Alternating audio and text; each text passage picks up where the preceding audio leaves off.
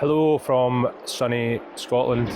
Well, it may look sunny, but it's still about 8 degrees, and I am taking the chance here in between rain showers, as we can probably see by how wet the bike is. I am the Scottish biker, and if you watched my last video, you will have been introduced to the new pussycat in my life, which is the 2014 Triumph Tiger 800.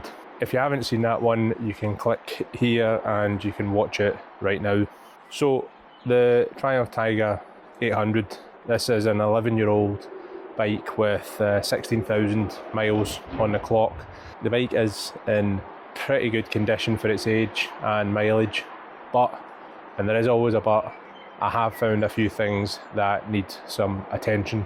I've only been out on it once since buying it, covering around 30 miles or so, and in that short ride that was long enough for me to notice a few things.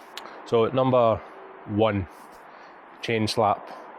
Just look at how loose this chain is.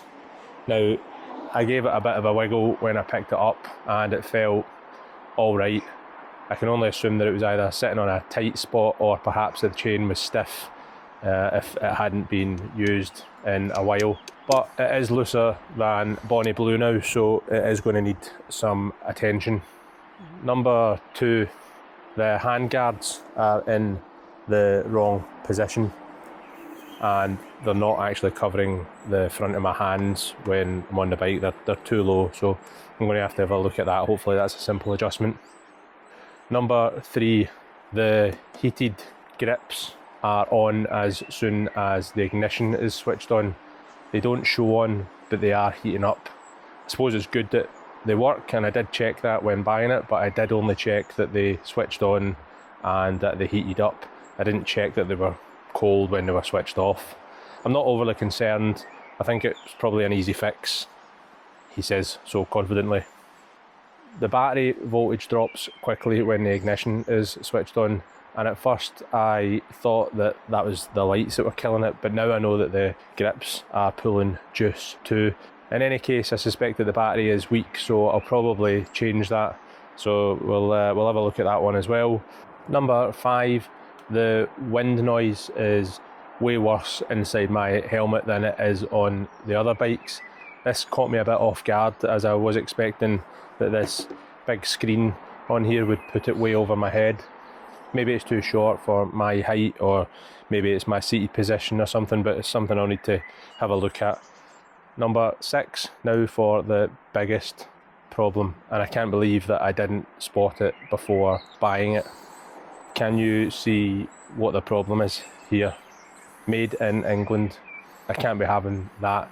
Number one, I am the Scottish biker, and having England splashed all over the bike is a no-no. And number two, it's a modern Triumph, or Triumph as sometimes they're known.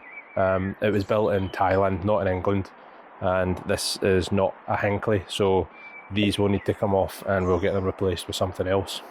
Okay, so that's it for the problems that I've spotted for now, or shall we call them problems. Other than that, I'm going to give it a basic oil and filter change. Now, the person that I bought it from said that the oil was recently changed. Now, there's nothing in the book since 2021. Now, that's not to say that it hasn't been done. I'm sure it has. I can only take someone at their word.